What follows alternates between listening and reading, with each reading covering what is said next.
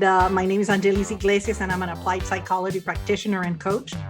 I help professionals in the sciences find their voice, do work they love, and also get what they want out of their work and what they want for the world.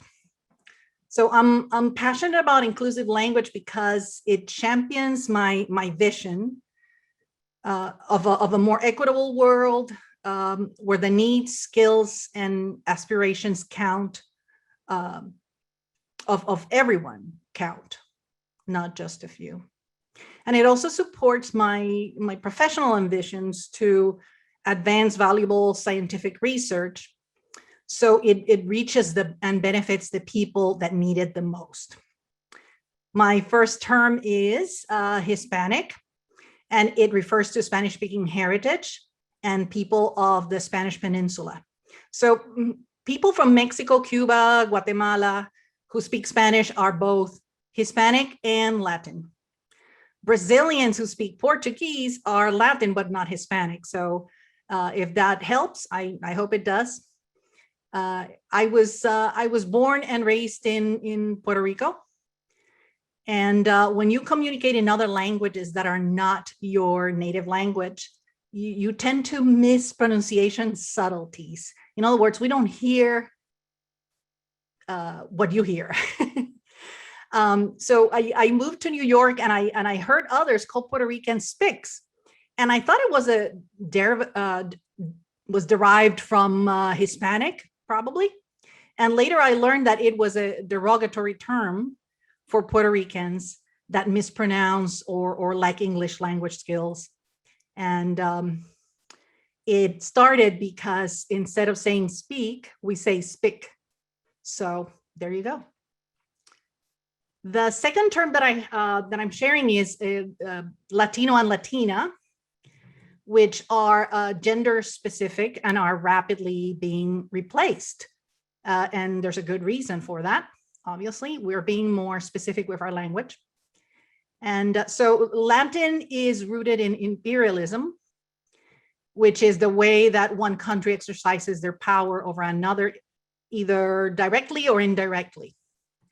And the Latin or Latin America terms were created by Michel Chevalier in the 1800s.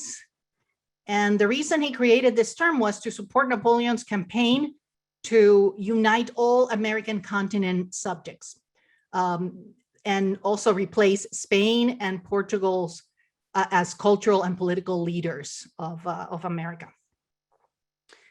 The other reason was to install Maximilian as Emperor of Mexico.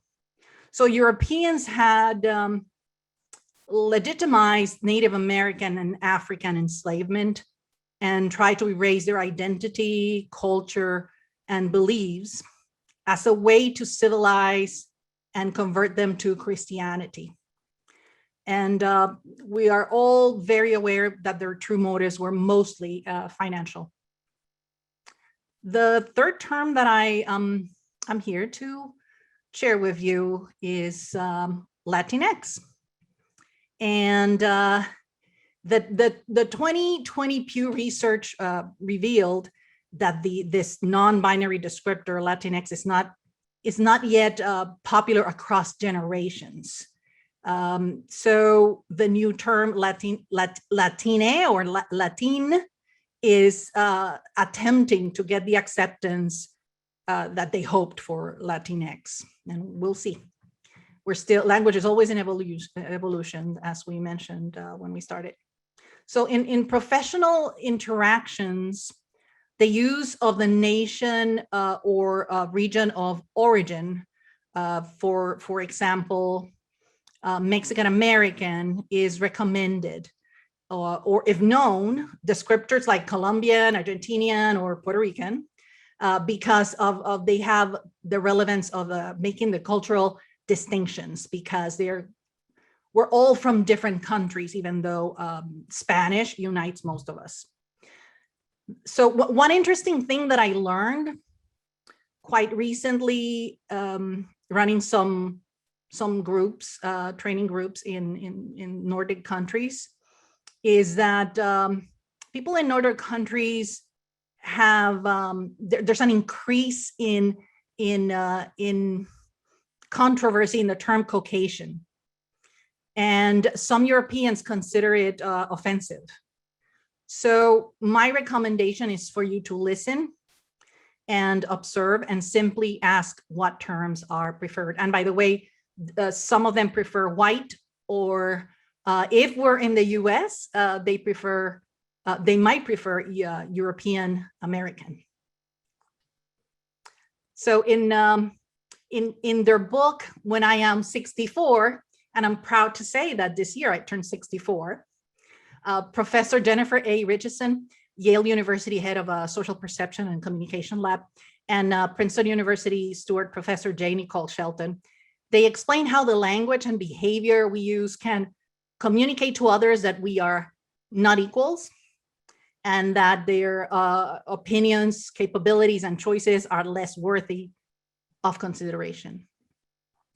So people cannot help how their physical appearance, verbal and nonverbal communication cues are perceived.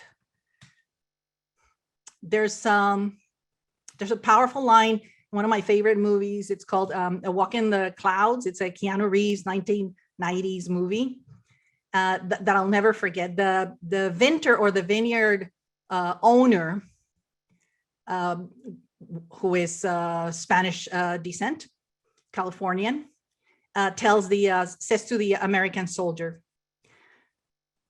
"Just because I speak with an accent does not mean I think with an accent." So it is everyone's duty to educate themselves and minimize the negative impact of language to society. Thank you.